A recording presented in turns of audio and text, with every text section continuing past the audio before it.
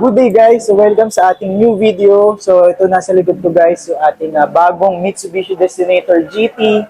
So gagawin natin ng video to guys. So papakita ko sa inyo yung kanyang mga interior features na makikita sa loob, paano ba pinapagana yung sunroof and everything. So focus lang muna tayo sa interior features. So tara guys, samahan nyo ako. So guys, nandito na tayo sa loob ng ating Destinator GT. So dito muna tayo guys sa kanyang steering wheel. So leather wrap guys, material ang ginamit. 3-spoke na siya. So obviously dito sa side na to, yung mga controls mo for multimedia system mo. Tapos ito sa kabila, so medyo mga maraming buttons dito. So una, meron tayong cruise control. Tapos meron din tayong adaptive cruise control. So yung cruise control guys, sa mga hindi pa familiar, paano ba siya gumagana? So kapag running na tayo sa freeway or expressway, running tayo na at least 40 kilometers per hour, nakalock yung mga pinto, tapos naka-seatbelt, pwede mo na siyang iset guys. Tapos meron ditong tinatambol na button para magdagdag bawas naman siya. So ang dagdag niyan, 2 kilometers per adjustment, tapos yung bawas, ganun din 2 kilometers. So, may cancel button para if ever na ayaw mo na mag-cruise control or mag-exit ka na ng expressway, pwede mo siyang isang pindot lang.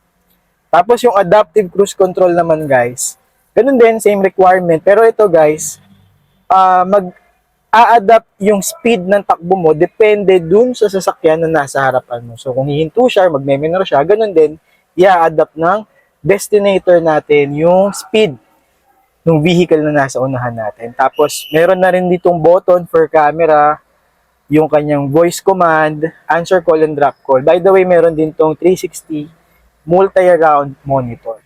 Tapos, pakita ko lang din guys yung ating fully digital meter cluster. Tapos, ito guys, marami ang na-attract sa ating touchscreen infotainment system kung makikita nyo. Napaka-wide niya guys.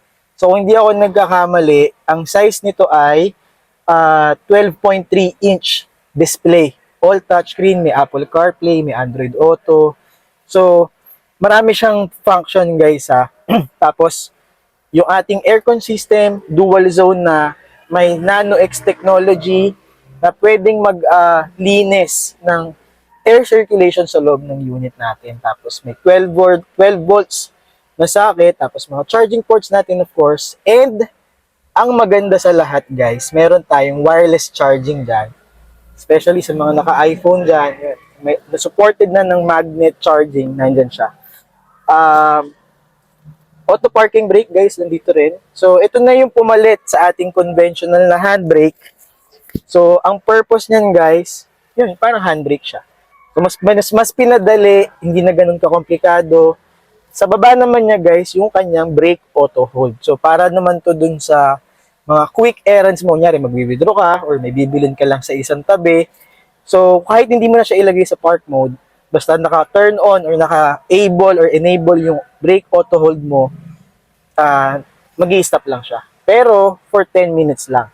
Kaya siya kaya siya for quick errands lang. Tapos may 2 cup holders tayo dito and yung ating armrest na may center console at may cooler yan guys. So hindi na nagpapalamig ha, kumbaga na-maintain lang niya yung lamig ng drinks ilalagay mo dyan. Tapos drive mode, meron tayong 5 drive modes dito guys ha.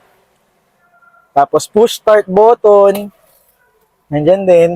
Tapos ito pa guys, ang pinaka-favorite ko rin sa kanya, itong rear view mirror niya. May camera to guys, hindi lang siya nagre-record pero pang support lang din. Isang safety feature yan guys. Tapos dito, kung makikita nyo to, dyan mo makikita kung sino yung hindi naka-seatbelt, anong pinto yung hindi nakalock. So, summary nung yung second row. Tapos, ang ganda ng mga ilaw guys, kung di ako nagkakamali, parang LED na rin yan. Tapos, nandito din yung control sa ating sunroof. Yan. Nandyan siya guys. Tapos, SOS button, na pwede mong pindutin kapag natow ka or nasiraan ka, whatever, or nabangga ka, na wag naman sana, pwede mo siyang pindutin. Sa mga mag-a-avail ng Destinator GT natin guys, may free 1-year subscription kayo sa ating Mitsubishi service center na pwedeng magamit to SOS for free for 1 year yan guys. So maganda yan. Tapos the following year, kung gusto niyo mag-subscribe pa, pwede naman din. So by the way guys, ito pala yung ating sunroof, no? Yan. So nakasarado lang siya guys, ha? Hindi ko na siya mabuksan pa. Malaki rin yan guys. So may shade na rin yan na cover para kung ayaw mo nang masyadong maliwanag, pwede rin.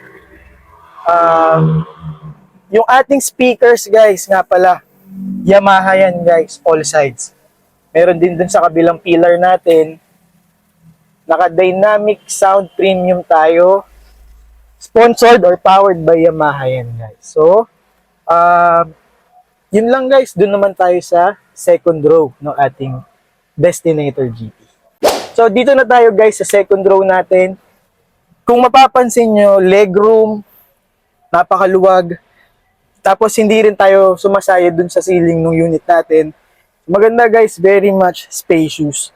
Tapos very straightforward. Kita mo guys, ito ha. Yan. Meron tayong tray. Nafo-fold siya. Mag-work ka, pwede. Kung kakain ka, pwede rin. Tapos may cup holder din. At parehas yan, both sides meron guys. Okay? So maluwag. I mean, very useful yung mga trays na yan. Tapos may pockets din dito guys. Pwede mong lagyan ng mga other belongings mo. Tapos dito, ito yung sinasabi ko sa inyo na napakaganda rin. Isa sa mga favorite ko, yung aircon control natin, meron din dito. Pwedeng iset ng mga nasa second row, yung temperature na gusto nila, yun yung ibibigay na hangin sa kanila. Speaking of hangin, yung mga aircon vents natin nandito sa side.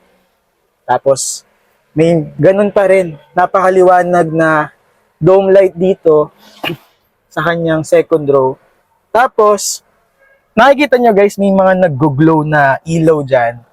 Side na to. Especially doon sa unahan. Yan, guys.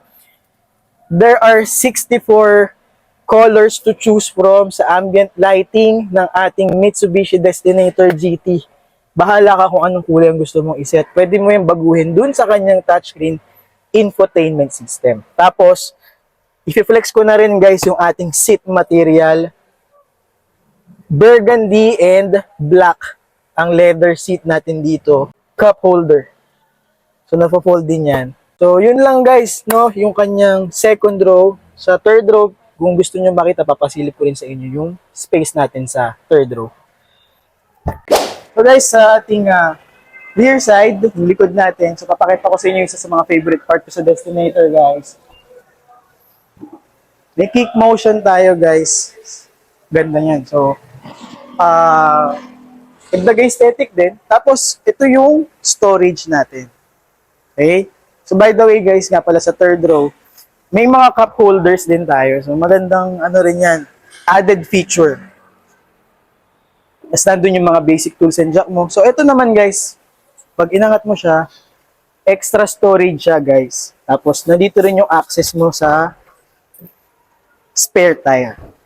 Tapos, aside from that, di ba kick motion nga siya, kung marami kang dala, pwede mo siyang isang pindot.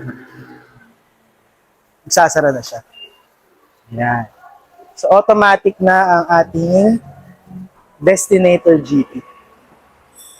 So, para sa mga nagbabalak mag-avail ng ating Destinator GT, ang SRP natin dito ay 1,939,000.